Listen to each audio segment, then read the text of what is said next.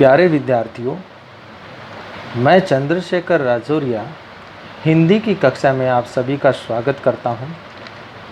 बच्चों, आज हम एक विशेष ही टॉपिक पर चर्चा करेंगे जो सभी क्लासों के लिए है, चाहे वो 5th हो, 6th हो, 7th हो, 8th हो, 9th हो, 10th हो। टॉपिक क्या है कि हिंदी हस्तलेखन को सुंदर कैसे बनाया जाए। ये बहुत बड़ी समस्या है कि हमारी हिंदी की हैंडराइटिंग जो है बहुत सारे बच्चों की सही नहीं आती है। उनके लिए मैं एक विशेष टॉपिक लेकर के आ रहा हूँ। तो उस टॉपिक के ऊपर हम चर्चा करेंगे और लगातार अभ्यास करेंगे तो हम हमारी हिंदी की हैंडराइटिंग को बहुत सुंदर बना सकते हैं। तो हम चर्चा करते हैं। प्यारे बच्चों, आज हम एक विशेष ही टॉपिक के ऊपर चर्चा करेंगे। हिंदी की कक्षा में मैं चंद्रशेखर राजौरिया आज आप लोगों के लिए एक महत्वपूर्ण बिंदु लेकर के आया हूं, जिससे हम हमारी हिंदी की हैंडराइटिंग को बहुत ही सुंदर बना सकते हैं। और जो हमारा टॉपिक है उसका जो नाम है वह है, देखिए इसमें, हिंदी हस्तलेखन को सुंदर कैसे बनाया जाए। बच्चों, यह टॉपिक कक्षा 6 से 10वीं तक सभी के लिए है और इसकी जो महत्वपूर्ण जानकारियां हैं वो आप अच्छी तरह से पढ़ेंगे और उस पर अभ्यास करेंगे तो हम हमारी हिंदी की हैंडराइटिंग को बहुत सुंदर बना सकते हैं। महत्वपूर्ण जानकारियों में टॉपिक क्या है? सबसे पहला है अक्षरों की बनावट का ध्यान रखना, इसके ऊपर हम चर्चा करेंगे। दूसरा बिंदु है जो अक्षर लिखने में कठिनाई उत्पन्न करते हैं उन पर बार बार लिखकर अभ्यास करना, इस पर हम चर्चा करेंगे। लिखते समय शब्दों के अक्षर बराबर आने चाहिए, तब हमारी हैंडराइटिंग बहुत सुंदर बनेगी, इस पर हम विशेष ध्यान देंगे और चर्चा करेंगे। अगला टॉपिक है अक्षरों पर लगी मात्रा का संतुलन होना चाहिए। आवश्यकता से अधिक साइज की मात्रा शब्दों की संरचना को भद्दा बना देती हैं और हमारी राइटिंग जो है वो सुंदर नहीं आती। हम अक्षर अच्छे लिखते हैं लेकिन उनकी मात्रा का संतुलन नहीं करते तो वही अक्षर जो है भद्दापन उत्पन्न करते हैं, तो इस पर भी हम चर्चा करेंगे। उसके बाद में है हम लिखते समय ज़्यादातर अनुस्वारों को गौण कर देते हैं। हम अनुस्वारों को अक्सर भूल जाते हैं बच्चों, जिसकी वजह से हमारा जो वाक्य है वो अशुद्ध हो जाता है, जिसके कारण वाक्य में अशुद्धि उत्पन्न हो जाती है। इस पर हम चर्चा करेंगे। तो आइए अब हम चर्चा करते हैं। देखिए, पहला जो टॉपिक था हमने देखा था अक्षरों की बनावट के ऊपर ध्यान देना। तो अक्षर आपने वर्ण पढ़े होंगे। वर्ण 2 प्रकार के होते हैं, स्वर और व्यंजन। तो स्वर 11 होते हैं हिंदी में, ए, आ, ई, ऊ, री, ए, आई, ओ, औ। अब इसको गौर से देखना, ए कैसे बनता है, इस तरह से बना करके ये कहाँ से इसका डंडा घूम करके आता है। हम ऐसे लिख देते हैं ना, ऐसे करके सीधा, ये गड़बड़ हो जाता है मामला। तो इस तरह से लिखना है। ये इनकी बनावट पर ध्यान देना है कि ये किस तरह से बने हुए हैं, इनको ध्यानपूर्वक देखना है। उसी तरह से जो व्यंजन है हमारे, कै कैसे लिखा जाता है, ख कैसे लिखा जाता है, किस तरह से ख का जो पूरी लाइन दूसरी लाइन में टच होती है, ग कैसे लिखा जाता है, घ कैसे लिखा जाता है और अंग है कैसे लिखा जाता है। इस तरह से ये सारे वर्ण हमें ध्यानपूर्वक देखने हैं। आपकी किताबों में जो हैं वो छपे हुए आते हैं, हम उनको ध्यान नहीं देते कि इनकी बनावट कैसी है। उनकी बनावट देख करके हमें उसी तरह से उसी बनावट में हमें लिखना चाहिए। टोटल व्यंजन 33 होते हैं और ये जो आप देखते हो छत्र, गे, ये संयुक्त अक्षर आते हैं क्योंकि ये 2 अक्षरों से मिलकर के बने होते हैं। इनको बारे में मैंने लिख रखा है, देखिए। एक होता है मिश्रित वर्ण, 2 वर्णों से मिलकर के बनता है।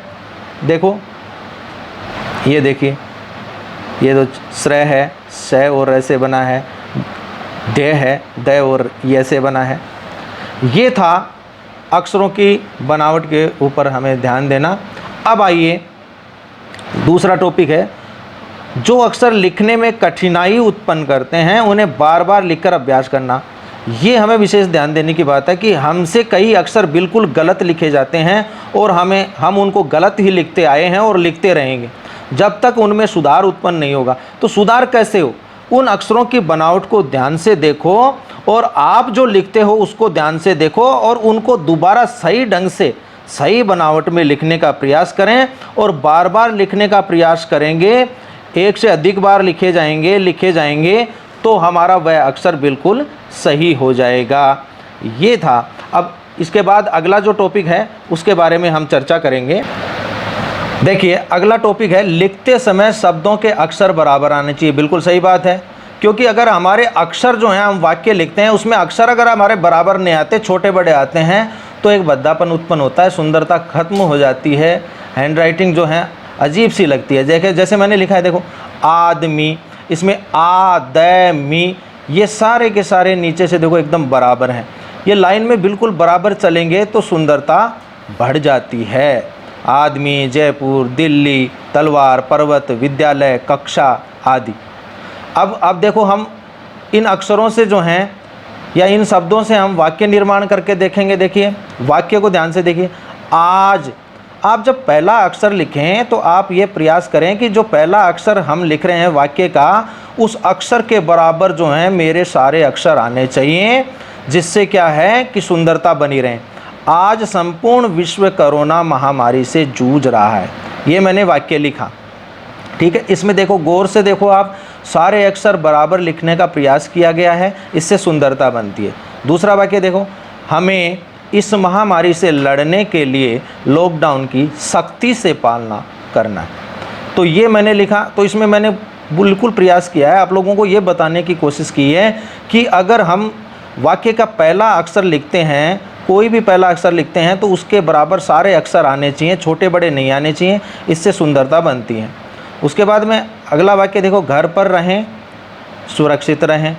तो ये जो पहला अक्षर लिखते हो उसके बराबर सारे अक्षर लिखने का प्रयास करो। देखो बच्चों, हमें कुछ सुधार करना है तो प्रयत्न करना पड़ेगा, मेहनत करनी पड़ेगी। अगर आप इस समय मेहनत कर लेंगे तो हमेशा के लिए आपकी हिंदी की राइटिंग बहुत सुंदर हो जाएगी। ये अच्छा समय है कि आप लगातार प्रयास करते रहें। इसके लिए आपको अलग से एक हिंदी की एक नोटबुक बनानी पड़ेगी, विशेषकर हैंड राइटिंग की, जिस पर आप लगातार प्रयास करेंगे। चाहे आप कोई चैप्टर की ही नकल करें, किसी पाठ की ही नकल करें, तो उसको देख करके सारे अक्षर बराबर लिखने का प्रयास करेंगे तो हमारी हैंड राइटिंग बहुत सुंदर हो जाएगी।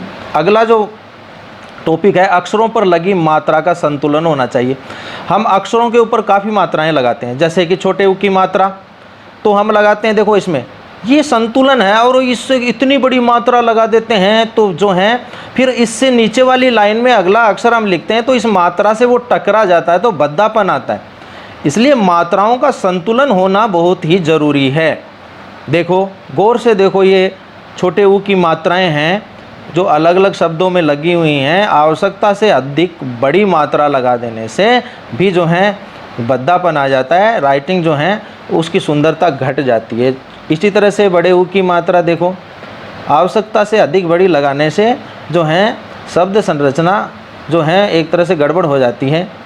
गौर से देखो, आवश्यकता से अधिक बड़ी, ये छोटे ई की मात्रा है। कई बार हम जो है अक्षर तो होता है छोटा सा, उस पर बड़ी सारी मात्रा लगा देते हैं तो वो गड़बड़ हो जाता है मामला।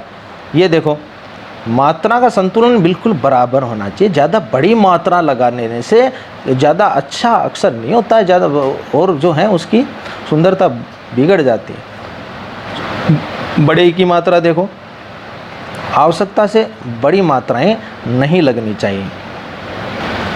उसके बाद देखो एक की मात्रा देखो, आवश्यकता से बड़ी मात्रा जो है शब्दों में भद्दापन उत्पन्न करती है। आई की मात्रा देखो, ये मात्रा आवश्यकता अनुसार है, ये आवश्यकता से बड़ी मात्राएं हैं, ये भद्दापन उत्पन्न करती है बच्चों।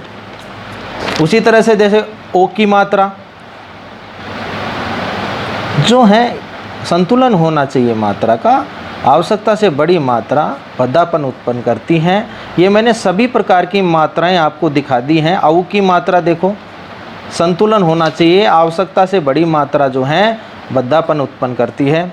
फिर अगला जो टॉपिक है, अंतिम टॉपिक है, अनुस्वार का ध्यान रखना चाहिए।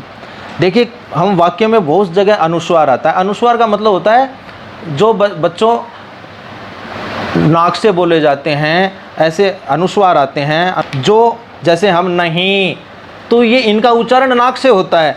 तो ये जैसे मैंने लिखा मेरे पास पुस्तक नहीं है, तो मैंने यहाँ अनुस्वार लगाया है, लेकिन अक्सर हम जो हैं इन अनुस्वारों को कई जगह लगते हैं, हम भूल जाते हैं। जैसे मेरे पास पुस्तक नहीं है लिख दिया, तो नहीं है, तो यहाँ पर अनुस्वार लगना चाहिए था, यहाँ ये जो है वाक्य अशुद्ध हो जाता है।